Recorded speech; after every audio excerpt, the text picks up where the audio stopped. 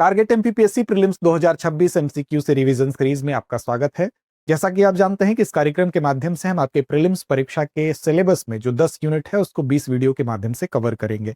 अब इसमें कुछ पुरानी वीडियोस आ गई हैं, जिसको अभी तक आपने नहीं देखा तो उनको जाके प्लेलिस्ट से देख लीजिए।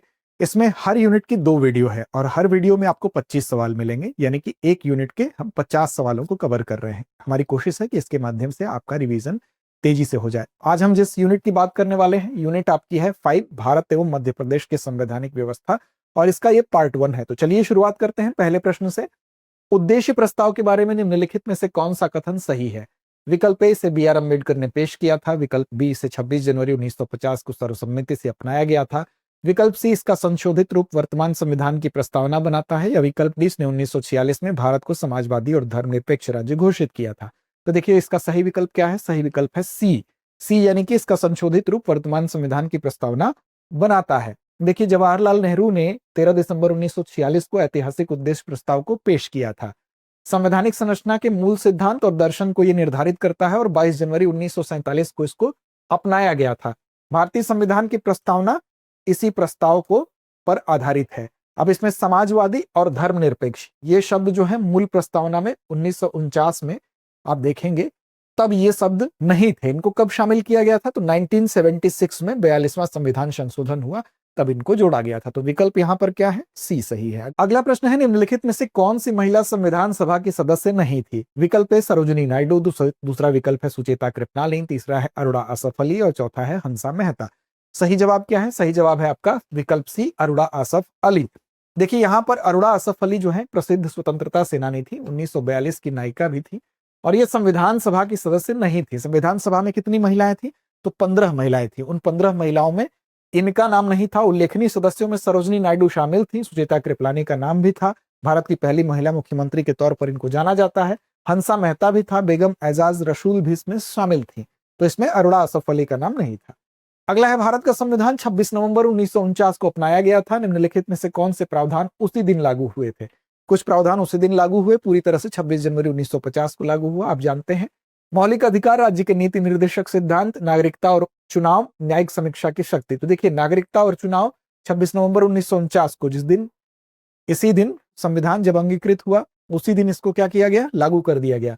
संविधान का अधिकांश भाग 26 जनवरी 1950 को लागू हुआ, लेकिन नागरिकता, चुनाव, अनंतिम संसद और अस्थायी संक्रमणकालीन प्रावधान जैसे अनुच्छेद 5, 6, 7, 8, 9, 60, 324, 366, 67, 379, 80, 388, 391, 92, 93 जैसे कुछ प्रावधान 26 नवंबर 1949 को लागू हुए थे। अगला है, संविधान सभा के कामकाज के संबंध में इन कथनों पर विचार करें। पहला, सभा ने अपनी पहली बैठक नई दिल्ली में काउंसिल हाउस के लाइब्रेरी हॉल में आयोजित की। दूसरा, मुस्लिम लीग ने एक अलग पाकिस्तान राज्य की मांग करते हुए पहली बैठक का बहिष्कार किया। तीसरा, डॉक्टर सच्चिदानंद सिन्हा को ब्रिटिश परंपरा के अनुसार अस्थायी अध्यक्ष चुना गया। तो देखिए पहला और दूसरा कथन तो आपका सही है, तीसरा नहीं सही है, क्योंकि सच्चिदानंद सिन्हा को ब्रिटिश परंपरा के अनुसार अस्थायी अध्यक्ष नहीं चुना गया था, बल्कि इनको जो है फ्रांसीसी परंपरा के अनुसार, जिसमें कि सबसे सीनियर को चुना जाता था। तो आपका विकल्प कौन सा होगा? ए और दो, एक और दो दोनों सही है, और यहां पर आपका विकल्प ए सही हो जाएगा, क्योंकि सच्चिदानंद सिन्हा को फ्रांसीसी प्रथा थी जिसमें सबसे सीनियर को चुना जाता था, अस्थायी अध्यक्ष चुना गया था, न कि ब्रिटिश परंपरा के अनुसार।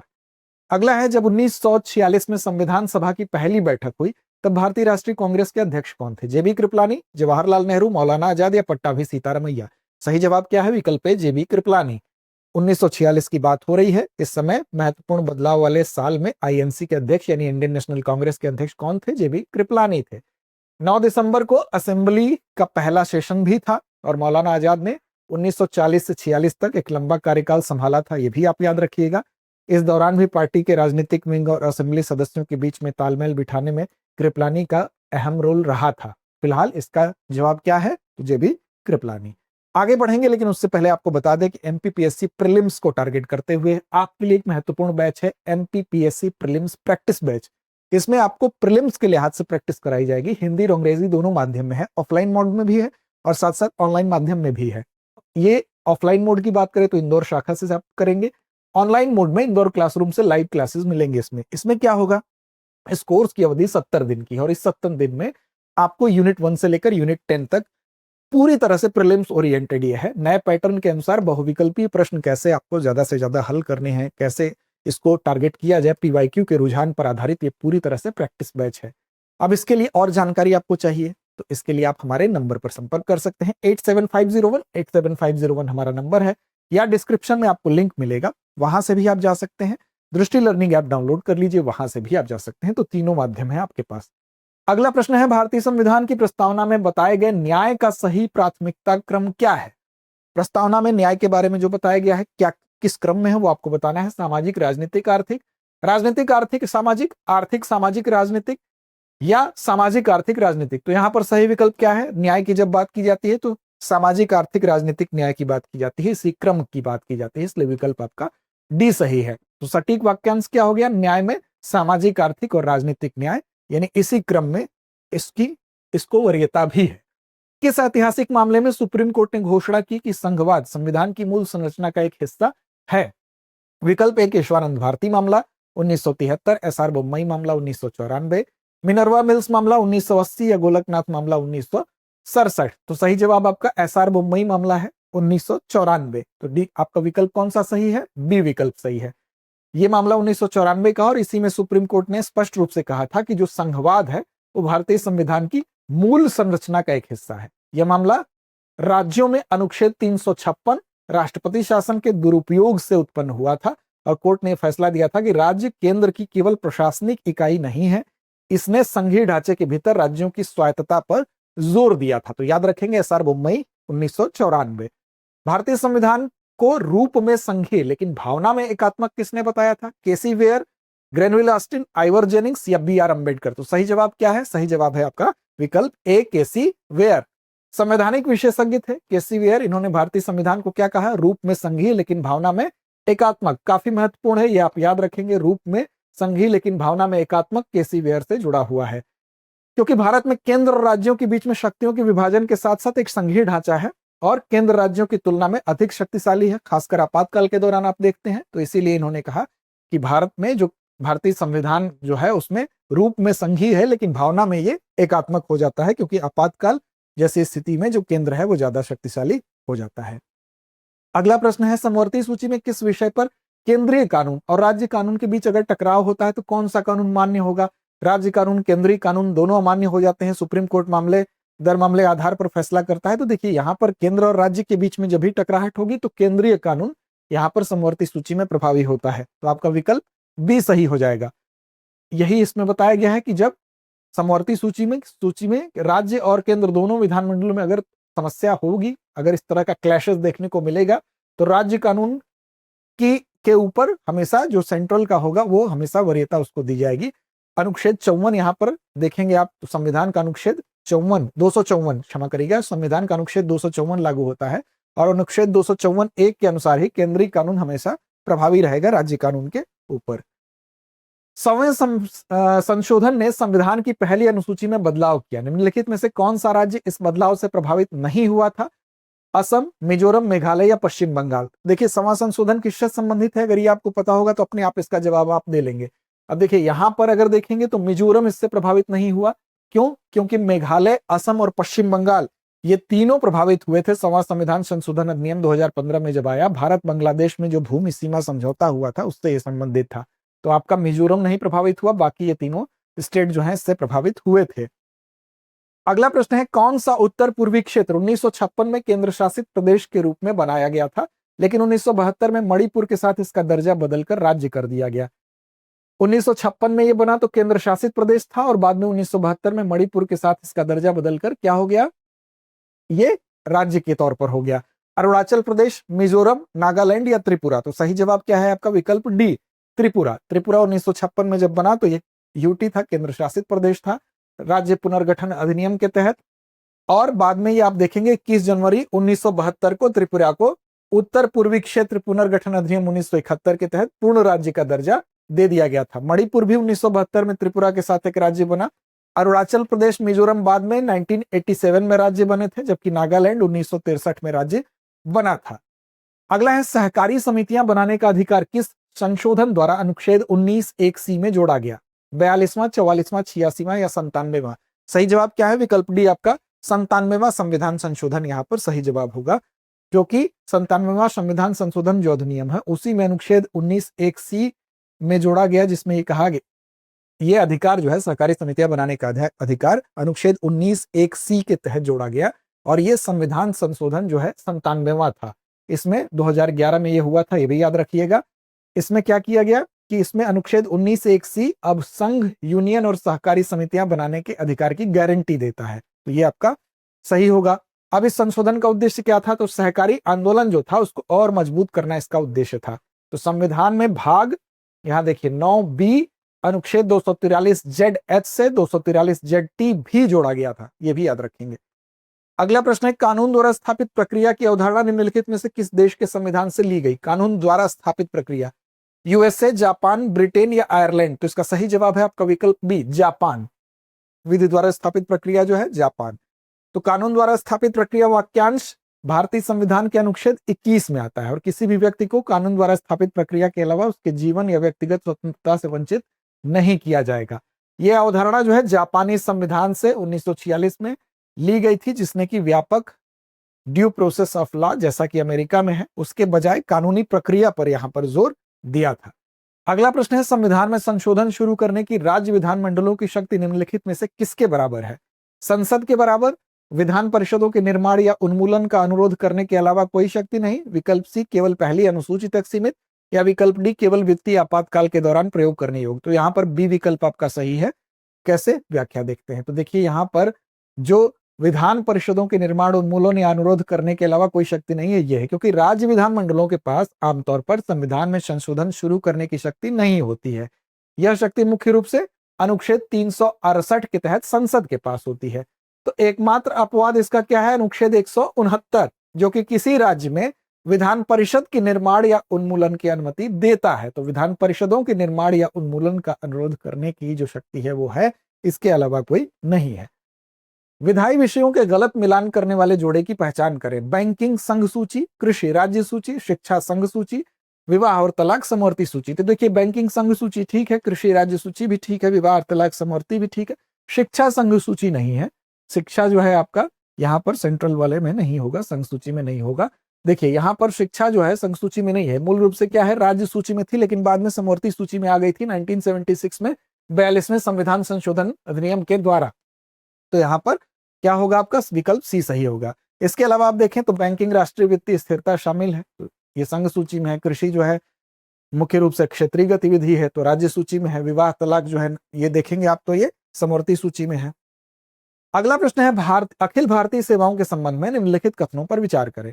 पहला, अखिल भारतीय सेवाओं के सदस्यों की भर्ती और प्रशिक्षण केंद्र सरकार द्वारा किया जाता है, केंद्र सरकार द्वारा किया जाता है। दूसरा है, अखिल भारतीय सेवाओं के सदस्यों पर अंतिम नियंत्रण उस राज्य सरकार के पास होता है जहां उन्हें तैनात किया जाता है। तीसरा है, भारतीय वन सेवा को मूल संविधान द्वारा अखिल भारतीय सेवा के रूप में मान्यता दी गई थी। देखिए पहला जो है, अखिल भारतीय सेवाओं के सदस्यों की भर्ती और प्रशिक्षण केंद्र सरकार के द्वारा किया जाता है, तो ये तो सही है।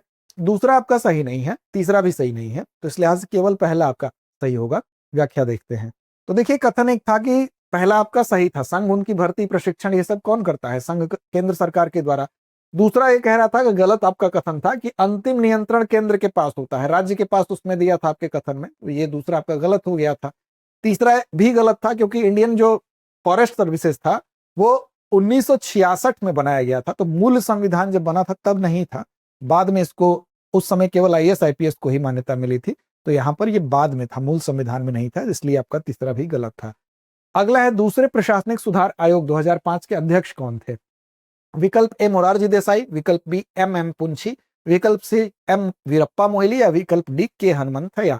तो यहाँ पर इसका सही जवाब क्या है, M वीरप्पा मोइली। दूसरे प्रशासनिक सुधार आयोग की यहाँ पर बात की गई है, तो ये भारत सरकार द्वारा 2005 में स्थापित किया गया था। कर्नाटक के पूर्व मुख्यमंत्री और केंद्रीय मंत्री M वीरप्पा मोइली को इसका प्रेसिडेंट अध्यक्ष बनाया गया था, नियुक्त किया गया था। और आयोग का गठन सार्वजनिक प्रशासन प्रणाली की समीक्षा करने और कुशल, पारदर्शी और नागरिक केंद्रित शासन के लिए उपायों का सुझाव देने के लिए किया गया था। अगला है, निम्नलिखित में से किस निकाय ने सिफारिश की थी कि राज्यपाल एक प्रतिष्ठित व्यक्ति है और एक अलिप्त व्यक्ति होना चाहिए? राज्यपाल एक प्रतिष्ठित और एक अलिप्त व्यक्ति होना चाहिए जो राज्य की स्थानीय राजनीति से बहुत अधिक जुड़ा न हो।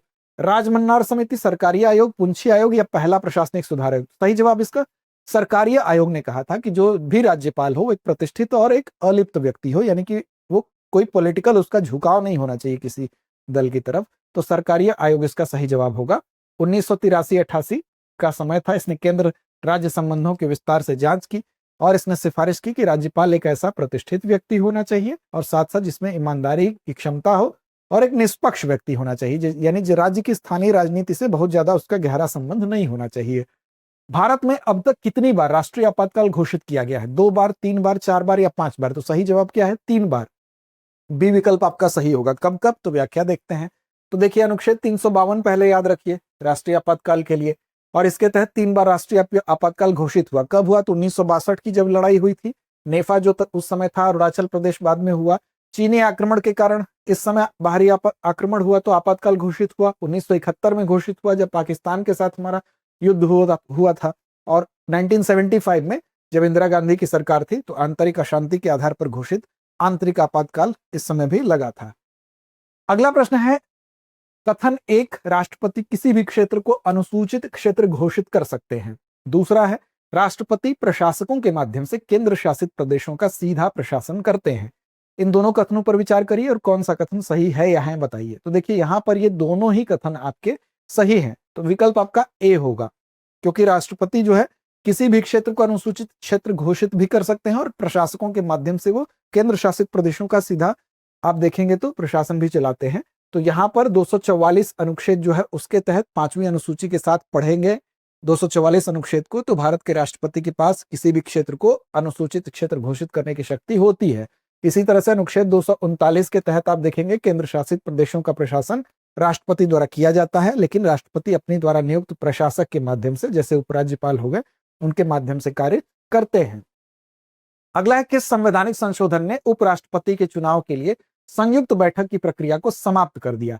7वां, 11वां, 24वां या 42वां? तो देखिए, 11वां संशोधन अधिनियम जो था उसने ही समाप्त किया था, तो बी विकल्प आपका सही हो जाएगा। मूल रूप से उपराष्ट्रपति का चुनाव संसद के दोनों सदनों की संयुक्त बैठक के द्वारा किया जाता है। 11वें संविधान संशोधन अधिनियम 1961 ने संयुक्त बैठक की आवश्यकता को यहां पर समाप्त कर दिया और इस संशोधन के बाद उपराष्ट्रपति का चुनाव दोनों सदनों के सदस्यों वाले एक निर्वाचक मंडल द्वारा बिना किसी संयुक्त बैठक के किया जाता है। अगला प्रश्न है, प्रधानमंत्री और मंत्रिपरिषद के बारे में निम्नलिखित कथनों पर विचार कीजिए। पहला कथन है, प्रधानमंत्री राष्ट्रपति को किसी मंत्री को बर्खास्त करने की सलाह दे सकते हैं। दूसरा है, मंत्रालयों में फेरबदल प्रधानमंत्री के एकमात्र विवेक पर निर्भर है।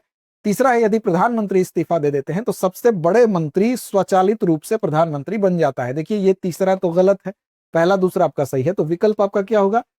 ए, यानी कि पहला और दूसरा ही सही है। पहला कथन, प्रधानमंत्री राष्ट्रपति को किसी भी मंत्री को बर्खास्त करने की सलाह दे सकते हैं, क्योंकि मंत्री राष्ट्रपति की इच्छा तक पद पर रहते हैं, इसलिए यह इच्छा प्रधानमंत्री की सलाह पर इस्तेमाल की जाती है। पहला आपका सही है। दूसरा था कि मंत्रियों के बीच में विभागों का फेरबदल पूरी तरह से प्रधानमंत्री के विवेक पर निर्भर है, तो राष्ट्रपति प्रधानमंत्री की सलाह पर काम करते हैं, तो दूसरा भी सही है। तीसरा था कि अगर प्रधानमंत्री इस्तीफा दे देते हैं तो पूरा वो मंत्रिपरिषद इस्तीफा दे देता है, तो इसलिए तीसरा आपका जो कथन था वो सही नहीं है कि यदि प्रधानमंत्री इस्तीफा दे दें तो सबसे वरिष्ठ मंत्री अपने आप प्रधानमंत्री बन जाएंगे, ये सही नहीं है। अगला है, विपक्ष के नेता को वैकल्पिक प्रधानमंत्री किसने बताया? Doctor B R. Ambedkar, Lord Macaulay, Ivor Jennings या एच.जे. लास्की? तो यहां पर विकल्प आपका सी सही होगा। आइवर जेनिंग्स ने विपक्ष के नेता को वैकल्पिक प्रधानमंत्री कहा था, क्योंकि उन्होंने इस बात पर जोर दिया था कि जो संसदीय प्रणाली होती है उसमें विपक्ष एक प्रतीक्षारत सरकार के रूप में काम करता है, जो सत्ताधारी पार्टी के विश्वास को खोने पर सत्ता संभालने के लिए तैयार रहता है। तो यह अवधारणा लोकतंत्र में एक संगठित और मान्यता प्राप्त विपक्ष के महत्व को भी रेखांकित करती है, और इसीलिए ब्रिटिश संवैधानिक विशेषज्ञ थे ये आइवर जेनिंग्स, इन्होंने कहा था कि विपक्ष का नेता एक वैकल्पिक प्रधानमंत्री की तरह होता है। अगला है, भारतीय संसदीय प्रणाली में शून्यकाल किस वर्ष से शुरू हुआ था? 1962, 1971, 1977 या 1991? सही जवाब है 1962, यानी कि विकल्प आपका ए सही होगा। शून्यकाल आप जानते हैं कि शून्यकाल में बिना पूर्व सूचना के किसी भी प्रश्न को पूछने की अनुमति होती है, बिना पूर्व अनुमति के। तो शून्यकाल भारतीय संसद में क्या है? एक अनौपचारिक व्यवस्था है, जिसमें कि सदस्यों को बिना पूर्व सूचना के भी जरूरी मामले अगर वो उठाना चाहते हैं तो उठा सकते हैं। लोकसभा और राज्यसभा दोनों में प्रश्नकाल के तुरंत बाद ये शून्यकाल का प्रोविजन है। यह प्रथा 1962 में शुरू हुई थी, जिससे कि सांसदों को चर्चा के लिए जरूरी सार्वजनिक मुद्दे उठाने का एक तरीका भी मिल गया था। अगला प्रश्न है, भारतीय संविधान का कौन सा अनुच्छेद मौलिक अधिकारों के संबंध में न्यायिक पुनरावलोकन का प्राथमिक स्रोत है? अनुच्छेद 13, अनुच्छेद 17, अनुच्छेद 222 या उपरोक्त सभी? सही जवाब क्या है? अनुच्छेद 13, विकल्प ए आपका सही होगा। यहां बात न्यायिक पुनरावलोकन की हो रही है, तो मौलिक अधिकारों के संबंध में न्यायिक पुनरावलोकन का प्राथमिक स्रोत क्या है? अनुच्छेद 13 है। यह घोषित करता है कि मौलिक अधिकारों के असंगत या उनका उल्लंघन करने वाले कानून क्या होंगे? शून्य होंगे। ये सर्वोच्च न्यायालय और उच्च न्यायालय को असंवैधानिक कानूनों को अमान्य करने का अधिकार भी देता है। तो ये थे इस बार के आपके 25 प्रश्न। अंत में एक महत्वपूर्ण सूचना, अगर आप चाहते हैं कि आप अपनी एमपीपीएससी प्रीलिम्स और मेंस दोनों के लिहाज से अपनी जीएस की संपूर्ण तैयारी करें, तो आप जुड़ सकते हैं हमारे एमपीपीएससी फाउंडेशन कोर्स से। इस कोर्स में समग्रता से आपकी तैयारी कराई जाएगी और इस कोर्स की खास बात यह है कि इसमें 500 से ज्यादा क्लासेस आपको मिलेंगी। इस कोर्स में 2 वर्षों तक असीमित बार इस कोर्स को देखने का आपको मौका मिलेगा। 2 वर्षों तक प्रीलिम्स टेस्ट सीरीज आपको निःशुल्क मिलेगी। ऑफलाइन मोड में जुड़ना चाहते हैं तो हमारी इंदौर शाखा में ऑफलाइन मोड में जुड़ सकते हैं। ऑनलाइन माध्यम में आप जुड़िए, यहाँ पर हिंदी और अंग्रेजी दोनों माध्यम उपलब्ध है। तो विस्तार से, टू द पॉइंट, हर चीज को समझते हुए प्रीलिम्स मेंस दोनों की तैयारी एक साथ समग्रता से होगी। इसके अलावा अधिक जानकारी आपको चाहिए तो 8750187501 हमारा नंबर है, इस पर कॉल करिए। डिस्क्रिप्शन में लिंक भी मिलेगा, उस लिंक पर जाइए। सिंपल सा फॉर्म होगा, उस फॉर्म में कुछ जरूरी चीजें आप फिल करेंगे, आप अपनी सीट सुनिश्चित कर सकते हैं। साथ साथ दृष्टि लर्निंग ऐप को डाउनलोड कर लीजिए। इस ऐप में जब आप जाएंगे तो किसी भी कोर्स के बारे में आप जानना चाहते हैं तो उसको आप सर्च करिए, उसमें विस्तार से आपको उसके बारे में बताया गया है। इसके अलावा वहीं से आपको परचेज करने का ऑप्शन भी मिलता है, तो आपको सारी सुविधाएं दृष्टि लर्निंग ऐप से मिल जाएंगी। तो डाउनलोड करना मत भूलिए दृष्टि लर्निंग ऐप। इसके अलावा हमारे चैनल को सब्सक्राइब नहीं किया तो कर लीजिए, पुरानी वीडियोस नहीं देखे तो उसको जाके देख लीजिए। लड़ते रहिए, अपने लक्ष्य की ओर बढ़ते रहिए, और अगली वीडियो भी आने वाली है तो उसको भी देखना ना भूलिए। हमारी ये कामना है कि आप प्रीलिम्स या मेंस या अंतिम रूप से चयन आपका न रुके, इसलिए हर कदम पर दृष्टि पीसीएस आपके साथ है। अब एग्जाम की तैयारी को और बेहतर करने के लिए हमारे चैनल को लाइक, शेयर और सब्सक्राइब करना ना भूलें।